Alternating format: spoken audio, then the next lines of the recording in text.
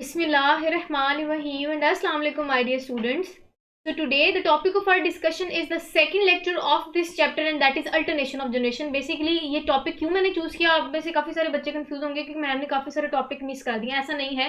Basically ये जो topic है ये अडेप्टेशन और क्लासिफिकेशन ऑफ ब्रायोफाइट्स के बाद ये टॉपिक आता है. तो ये मैंने अब चूज किया वो इसलिए क्योंकि इससे पहले वाला जो हमने टॉपिक डिस्कस किया था उसमें भी हम बार बार यही कॉन्सेप्ट रिवाइज कर रहे थे. Alternation of generation in bryophytes हमने बार बार डिटेल से डिस्कस किया. तो ये टॉपिक मैंने यहाँ लगा दिया ताकि आपको पिछले कॉन्सेप्ट्स भी रिवाइज हो जाए और आज की टॉपिक की मजीद आपको समझ भी आ जाएगी और कुछ कॉन्सेप्ट्स भी रिवाइज हो जाएंगे. और यहाँ ये समझ लें कि ये जो टॉपिक है ना ये बहुत ज्यादा इंपॉर्टेंट है क्योंकि ये बेस है पूरे चैप्टर की. अगर आपको ये टॉपिक समझ आ जाएगी तो आपको आगे वाले आने वाले टॉपिक्स बहुत अच्छे समझ आ जाएंगे क्योंकि हर टॉपिक में हम ये जनरेशन वाला पॉइंट डिस्कस करेंगे. तो जब आपको अल्टरनेशन ऑफ जनरेशन समझ आ जाएगी तो आपको काफी हद तक नेक्स्ट आगे समझना चीजें आसान होगी. चलें जी मूव ऑन करते हैं फर्दर, वहां से आज का टॉपिक स्टार्ट करते हैं. बेसिकली अल्टरनेशन ऑफ जनरेशन मैंने आपको बता दिया था, नाम से ही अंदाजा होता है. अल्टरनेट का मतलब होता है चेंज होना, जनरेशन का मतलब जनरेशन का आपस में चेंज होना. ब्रायोफाइट्स की बात करें तो हमने कहा था कि इनकी ऐसी नेचर होती है कि इनमें दो जनरेशन होती हैं इनके लाइफ साइकिल में और वो दोनों जनरेशन होती कैसे है कि वो अल्टरनेट करती है. रेगुलर इंटरवल के बाद रेगुलरली वो अल्टरनेट करती है, चेंज करती है ईच अदर, मतलब एक दूसरे में चेंज होती है. मतलब कि जो एक जनरेशन है वो दूसरे में कन्वर्ट होगी, मतलब कि जो गमेटोफिटिक जनरेशन है वो स्पोरोफिटिक जनरेशन में कन्वर्ट होगी और स्पोरोफिटिक जनरेशन जो है वो गमेटोफिटिक जनरेशन में कन्वर्ट होगी. तो ये एक साइकिल होता है. तो इसको हम लाइफ साइकिल भी कहते हैं कि ब्रायोफाइट में उनके लाइफ साइकिल में ये दोनों जनरेशन जो है वो अल्टरनेट करती हैं. क्लियर हो गया. चलें जी स्टार्ट करते हैं. पहले पॉइंट वो ये कि अगर हम लाइफ हिस्ट्री की बात करें, लिवर वर्ड्स हो गया, मॉसिस हो गया, हॉर्न वर्ड्स हो गया, दैट मीन्स कि हम बात तो ब्रायोफाइट्स की करेंगे. तमाम की तमाम ब्रायोफाइट्स ही तो हैं. तो ब्रायोफाइट्स में बेसिकली होते क्या है कि वो कहते हैं कि दो डिस्टिंक्ट फेसेस वाली जनरेशन होती है और वो जो फेसेस हैं या जो फेजेस हैं वो हमने डिस्कस कर लें कि जो जनरेशन होती है दो डिफरेंट जनरेशन होती है. ठीक है, स्पोरोफिटिक जनरेशन और गमेटोफिटिक जनरेशन. तो जो गमेटोफिटिक जनरेशन थी वो हेप्लॉइड जनरेशन है. तो कहते हैं कि इसमें होता ही है कि इनकी लाइफ टाइम में या लाइफ साइकिल में होता है कि haploid gametophyte generation diploid sporophyte generation में कन्वर्ट होती है और डिप्लॉइड स्पोरोफाइट जनरेशन हेप्लॉइड में. अभी ये कॉन्सेप्ट ले लें, उसके बाद हम फर्दर इनकी डिटेल देखेंगे. मैं आपको साइकिल दिखाऊंगी तो आपको ये सारे कॉन्सेप्ट क्लियर हो जाएंगे कि कैसे चेंज हो रहा है, क्या क्या चेंजेस होते हैं जो कि हेल्प करती हैं इन जनरेशन को अल्टरनेट करने में एक दूसरे से. चलें जी पहली जनरेशन स्टार्ट करते हैं गमेटोफिटिक जनरेशन. उनके कुछ जनरल कैरेक्टर्स या कुछ जनरल इन्फॉर्मेशन देखते हैं. उसके बाद स्पोरोफिटिक के देखेंगे और फिर लास्ट में इनके लाइफ साइकिल देखेंगे और वो स्केच आपके साथ दिखाऊंगी. मैं उनके साथ एक वो स्केच एक्सप्लेन करूंगी और उसके साथ साथ हम इंपॉर्टेंस देखेंगे कि अगर ब्रायोफाइट्स में ये जनरेशन का अल्टरनेशन होती है तो उनकी क्या इंपॉर्टेंस है. क्लियर होगी चीजें. चलें जी अगर हम गमेटोफिटिक जनरेशन की बात करें बेटा तो गमेटोफिटिक जनरेशन मैंने आपको पहले भी बताया और ये कॉन्सेप्ट रिवाइज हो गई. यही वजह कि ये टॉपिक मैंने चूज किया था. गमेटोफिटिक जनरेशन की बात करें बेटा ये डोमिनेंट जनरेशन होती है. क्या होती है? डोमिनेंट जनरेशन होती है. हमने कहा था क्यों डोमिनेंट जनरेशन है, क्योंकि ये डोमिनेंट है उसके साथ साथ ये मोर कॉन्स्पिचुअस है. कॉन्स्पिचुअस का मतलब होता है नुमाया, ये ज्यादा नुमाया है. इनका काम बहुत है, इनका रोल बहुत है. क्यों? क्योंकि जो स्पोरोफिटिक जनरेशन है वो इनके साथ अटैच होती है. और क्यों अटैच होती है? न्यूट्रिशन लेने के लिए, प्रोटेक्शन लेने के लिए. तो ये नुमाया भी है, विजिबल भी है और यही वजह है कि हम कहते हैं कि डोमिनेंट जनरेशन है. क्लियर है. उसके बाद अब आपको नाम से अंदाजा हो गया कि जो गमेटोफिटिक जनरेशन है बेटा उन्होंने गैमेट्स बनाने. क्या बनाना है? गैमेट्स बनाने. अब हमने पीछे भी डिस्कस किया था कि दो हमने कहा था सेक्स ऑर्गन. एक होता है मेल सेक्स ऑर्गन जिसको हम एंथ्रीडिया बोलते हैं, फीमेल सेक्स ऑर्गन को हम आर्चिगोनिया बोलते हैं. तो जो मेल गैमेट है उसमें जाहिर है जो मेल सेक्स ऑर्गन है उसमें मेल गमीट प्रोड्यूस होना है. और मेल गमीट की बात करें तो आसान जुबान में वो स्पर्म होता है. और अगर हम बात करें एंथ्रीडिया में जो मेल गमीट बनना होता है उसको हम आर्थ्रियोजॉइड बोलते हैं और स्पर्मेटोजॉइड्स बोलते हैं. तो ये वो मेल गैमेट है जो कि इस जनरेशन के रिजल्ट में प्रोड्यूस होता है. और अगर हम एग की बात करें तो एग जो है वो फीमेल गैमेट है जो कि हमने कह दिया कि फीमेल सेक्स ऑर्गन आर्चिगोनिया के अंदर प्रोड्यूस होता है. तो बेसिकली इस जनरेशन का काम ही क्या होता है कि इन्होंने गैमेट्स की प्रोडक्शन करती हैं. गैमेट्स की प्रोडक्शन हो गई, समझ आ गई गैमेट्स कौन कौन से मैंने आपके साथ एक्सप्लेन भी कर दिए. नेक्स्ट अब देखते हैं कि क्राइटेरिया क्या होता है. ऐसा होता है कि जब एक सिंगल मतलब हेप्लॉइड स्पर्मेटोजॉइड जब मिलेगा, फ्यूज होगा, किसके साथ फ्यूज होगा? हेप्लॉइड एग के साथ. तो बनेगा क्या? डिप्लॉइड. मतलब ओस्पोर बनेगा या जाइगोट बनेगा. तो होता ये है कि हेप्लॉइड स्पर्मेटोजॉइड या हेप्लॉइड जो है वो gamete male gamete haploid female gamete egg के साथ जब मिलता है तो रिजल्टेंट में जो जाइगोट बनता है वो डिप्लॉइड होता है और उस जाइगोट को हम ओस्पोर भी बोलते हैं. क्लियर हो गया. ये कॉन्सेप्ट समझ आ गया. गमेटोफिटिक जनरेशन समझ आ गई, कुछ उनके जनरल कैरेक्टर्स देख लिए. फर्दर प्रोसीड करते हैं वहां से हम अपनी सेकंड जनरेशन. अब जब आपको पहली समझ आ गई होगी तो ये तो समझना कोई काम ही नहीं है क्योंकि बहुत ही आसान है और रिलेटेबल है. उससे बिल्कुल ऑपोजिट है. प्रोफिटिक जनरेशन की बात करें बेटा ये क्या है, जाहिर है वो अगर मोर कॉन्स्पिचुअस है तो ये लेस कॉन्स्पिचुअस है, अगर वो डोमिनेंट है तो ये डोमिनेंट नहीं है, अगर वहाँ गैमेट्स प्रोड्यूस हो रहे हैं तो यहाँ स्पोर्स प्रोड्यूस हो रहे हैं। जनरल बातें देख ली, अब देखते हैं कि मजीद क्या चीज़ें वो देख लेते हैं। वो हूँ ना मैं यहाँ बैठी आपको एक्सप्लेन करने के लिए। देखिए ऐसा है कि ओस्पोर क्या था, जाइगोट है। जब जाइगोट बन गया फ्यूजन के बाद, फर्टिलाइजेशन के बाद जाइगोट बन गया, तो कहते हैं कि वो जाइगोट में जो रिजल्टेंट आपके साथ प्लांट बनेगा वो बिल्कुल ही ऑपोजिट होगा, और वो क्या होगा, वो स्पोरोफाइट बनेगा। स्पोरोफाइट, यहाँ लफ्ज़ समझे, फाइट। फाइट होता है प्लांट, फाइट किसको कहते हैं, प्लांट। और स्पोरो मीन्स ऐसा प्लांट जो स्पोर्स प्रोड्यूस करता है। देखिए कितनी हैरत की बात है कि जो जाइगोट प्रोड्यूस हुआ था गेमेटोफिटिक जनरेशन में, गैमेट्स बने थे, फ्यूजन हुई, फर्टिलाइजेशन हुई, एग बन गया, उसके रिजल्टेंट में जो एग बना और वो टोटली ऑपोजिट डिफरेंट प्लांट्स को जर्मिनेट कर रहा है या प्रोसीड कर रहा है या आप कह सकते हैं प्रोड्यूस कर रहा है, और वो प्लांट जो है वो स्पोरोफाइट है क्योंकि वो स्पोर्स प्रोड्यूस कर रहा है। यही वजह है कि हम अल्टरनेशन ऑफ जनरेशन वाला कॉन्सेप्ट पढ़ रहे हैं कि जो पीछे वाली जनरेशन थी जाइगोट के बाद, गेमेटोफिटिक जनरेशन ने अल्टरनेट किया इनटू स्पोरोफिटिक जनरेशन। अब यहाँ से नेक्स्ट कहानी शुरू हो जाएगी हमारी स्पोरोफिटिक जनरेशन की। क्लियर, स्पोरोफाइट बन गए। हमने कह दिया कि लेस कॉन्स्पिचुअस जो है वो जनरेशन होती है, इतनी नहीं डोमिनेंट होती। इनके स्ट्रक्चर पे आ जाए जी। इनके स्ट्रक्चर में फुट, सीटा और कैप्सूल मैंने पीछे भी पढ़ाया, लेकिन मैंने इनका जो है वो स्केच नहीं दिखाया था, इनकी डायग्राम नहीं दिखाई थी, वहाँ जरूरत भी नहीं थी। यहाँ मैं आपको दिखाती हूँ कि ये जो कहानी है क्या क्या, ये फुट क्या है, सीटा क्या और कैप्सूल क्या। आ जाइए यहाँ डायग्राम की तरफ। देखिए ये फुट है, आप फुट समझे, आप ये पाँव नहीं जैसे इंसानी पाँव होते हैं ऐसे नहीं है, स्ट्रक्चर है, उसका नाम है फुट। जो फुट है उसका बेसिकली काम होता है कि उन्होंने अटैचमेंट करनी होती है। किसके साथ अटैचमेंट करनी होती है, उन्होंने गेमेटोफाइट जनरेशन के साथ या गेमेटोफाइट के साथ इन्होंने अटैचमेंट करनी है। और उनके साथ अटैचमेंट करने के बाद क्या करते थे, उन्होंने क्या करना है, वहां से प्रोटेक्शन लेनी है, वहां से न्यूट्रिशन लेनी है। ठीक है, तो न्यूट्रिएंट्स और प्रोटेक्शन लेते हैं फुट, क्योंकि फुट जो है वो स्पोरोफाइट का एक पार्ट है। तो फुट जो है वो स्पेसिफिकली अटैचमेंट शो करता है गेमेटोफाइट के साथ। उसके बाद ये सीटा है, ये आप स्ट्रक्चर देख रहे हैं, लॉन्गेटेड स्ट्रक्चर, ये सीटा। अब आ जाए जी कैप्सूल वाली कहानी, इसको समझें। जब कैप्सूल क्या है उसको समझें, ठीक है। अच्छा जी, कैप्सूल के अंदर एक आप कह सकते हैं स्पोर होता है जिसको हम स्पोर मदर सेल बोलते हैं। क्या बोलते हैं, कैप्सूल के अंदर एक स्पोर होता है जिसको हम कहते हैं स्पोर मदर सेल, और उस स्पोर मदर सेल ने फिर 4 स्पोर्स बनाने होते हैं। तो स्पोर मदर सेल से फिर आगे स्पोर्स बनने होते हैं, और ये कैप्सूल हुक के अंदर हो रहा है। अब कैप्सूल के अंदर स्पोर्स बनने, तो कैप्सूल, अब आप परेशान होंगे तो मैं आसान जुबान में आपको समझा दूं कि जो कैप्सूल है उसको हम स्पोरेंजियम भी बोल सकते हैं। कैप्सूल को क्या बोल सकते हैं, स्पोरेंजियम बोल सकते हैं।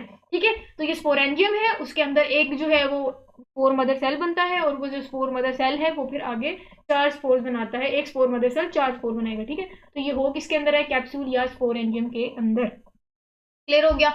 नेक्स्ट पॉइंट, स्ट्रक्चर समझ आ गई। नेक्स्ट पॉइंट देखते हैं, कहते हैं कि जी स्पोर जो है वो कैप्सूल के अंदर बनता है, मैंने आपको बता दिया, लेकिन किस प्रोसेस से, मतलब स्पोर्स हमेशा मियोसिस के बाद बनते हैं। मियोसिस के रिजल्टेंट में स्पोर्स बनेंगे। क्लियर है, अब बनेंगे किसकी हेल्प से, स्पोर मदर सेल की हेल्प से बनेंगे, मैंने आपको बता दिया। ठीक है, स्पोरोफाइट जनरेशन में बेसिकली स्पोर्स प्रोड्यूस होने होते हैं, नाम से आपको अंदाजा हो गया। जो गेमेटोफिटिक जनरेशन है गैमेट्स बनाएंगे, हमने गैमेट्स पे देख लिए थे। स्पोरोफिटिक जनरेशन के रिजल्ट में स्पोर्स बने। स्पोर बन के कैसे बने, मैंने आपको बता दिया, कैप्सूल या स्पोरेंजियम के अंदर मियोसिस हुई, मियोसिस के बाद स्पोर मदर सेल की हेल्प से स्पोर्स बन गए।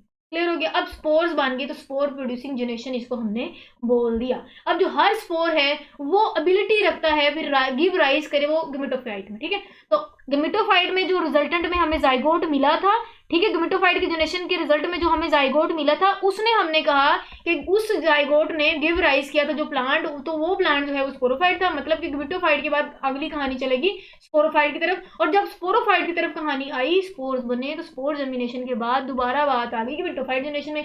यही तो है अल्टरनेशन ऑफ जनरेशन, यही तो है अल्टरनेशन ऑफ जनरेशन। चलें, ये सारी कहानी मैंने बता दी। अब ये कहानी आपके साथ और ही पक्की हो जानी है जब मैं आपके साथ ये डायग्राम शो करूंगी।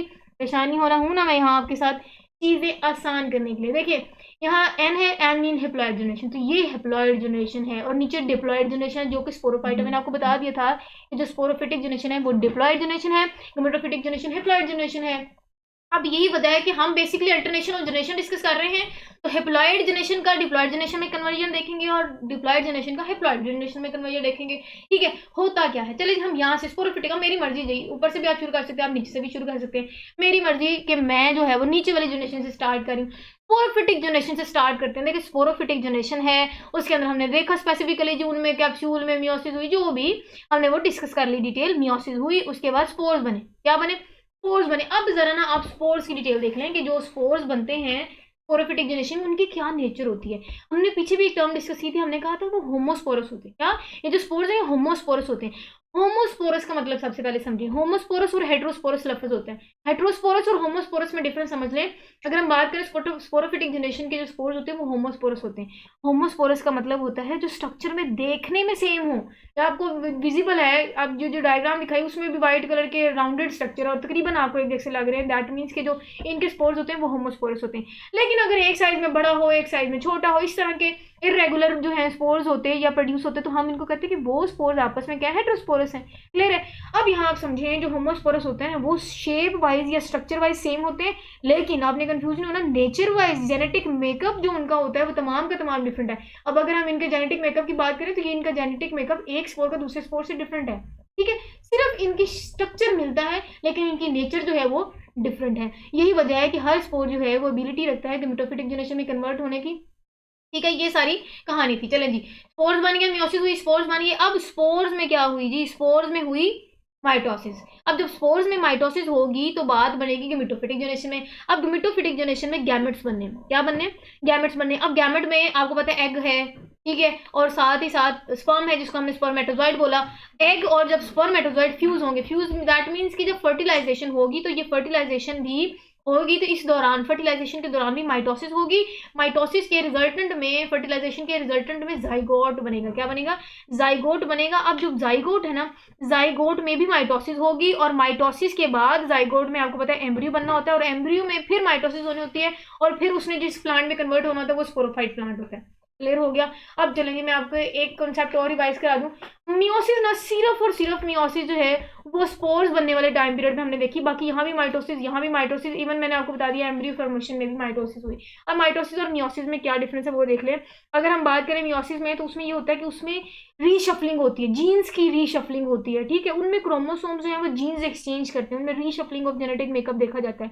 ठीक है, और अगर हम बात करें उनमें नंबर ऑफ क्रोमोसोम भी हाफ होता है, नंबर ऑफ क्रोमोसोम भी क्या होता है, हाफ होता है। जिसके बरक्स अगर हम बात करें माइटोसिस की, तो माइटोसिस में क्या होता है कि उनमें नंबर ऑफ क्रोमोसोम सेम रहते हैं और रीशफलिंग ऑफ जीन्स नहीं देखी जाती। क्लियर है? रीशफलिंग ऑफ जीन नहीं देखी जाती। तो स्पोरोफिटिक जनरेशन हुई, ठीक है, उनमें मियोसिस हुई, मियोसिस के बाद स्पोर्स बने, स्पोर्स में माइटोसिस हुई, गेमेटोफिटिक जनरेशन स्टार्ट हो गई, गेमेटोफाइट में जब कन्वर्ट हुए गैमेट्स बने, क्योंकि इसके रिजल्ट में बनने ही गैमेट्स होते हैं, एग और स्पोरोमेटोजॉइड बने, उनमें फर्टिलाइजेशन हुई, फ्यूजन हुई, माइटोसिस हुई, जाइगोट बना, जाइगोट में माइटोसिस हुई, एम्ब्रियो बना, एम्ब्रियो में फिर आगे माइटोसिस हुई तो वो कन्वर्ट हुआ इंटू स्पोरोफाइट। तो ये एक जनरेशन अल्टरनेशन है, चेंजेस हैं, एक जनरेशन का दूसरी जनरेशन में तब्दील होना। ये सारी की सारी डिटेल हमने डिस्कस कर ली और ये बार बार हम नेक्स्ट देखेंगे। तो यहाँ तक हमारी अल्टरनेशन ऑफ जनरेशन वाला टॉपिक हो गया। लेकिन अब हम देखते हैं कि इंपॉर्टेंस क्या है, जिन जिन स्पीशीज में या जिन जिन में अल्टरनेशन ऑफ जनरेशन देखी जाती है उनमें क्या चेंजेस होते हैं, उनमें क्या अहमियत की हामिल है ये जनरेशन का अल्टरनेट करना। अच्छा जी, पहला पॉइंट देखते हैं। पहली बात है जी, आपको पता है कि जो स्पोर्स है ना उनमें रीशफलिंग जीन होती है, वो एबिलिटी रखते हैं कि जी उनके जेनेटिक मेकअप चेंज होता है, वैरायटी बन सकती है, सर्वाइवल रेट ज़्यादा अच्छा हो सकता है। ये सारी चीज़ें जो मैंने अभी आपको बता दिया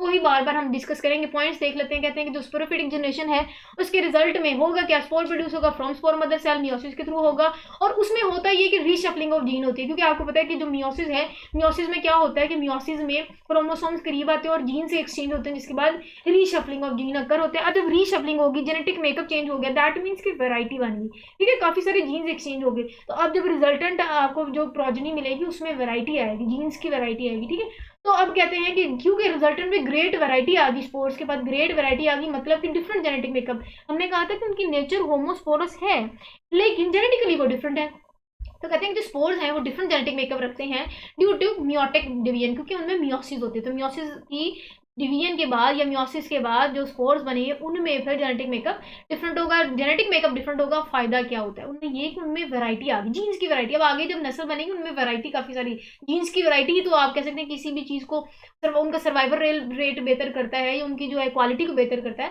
नेक्स्ट पॉइंट है इसके स्पोर्स जो है वो फिर आगे कन्वर्ट होते हैं, मैंने आपको बता दिया था गेमेटोफाइट में। ठीक है, अब जब स्पोर्स कन्वर्ट होंगे ना गेमेटोफाइट में, अब गेमेटोफाइट में जब कन्वर्ट हुए तो उनके पास जेनेटिक मेकअप बड़ा बेटर आ गया, बेटर जेनेटिक मेकअप। क्योंकि 4 स्पोर है ना, फॉर एन एग्जांपल 4 स्पोर है, तो उन 4 स्पोर में से जो एक स्पोर बेहतर होगा ना, जो बेहतर होगा वो आगे गेमेटोफाइट में कन्वर्ट होगा, बाकी 3 को खत्म कर दिया जाएगा। ये नेचर सेलेक्ट करती है।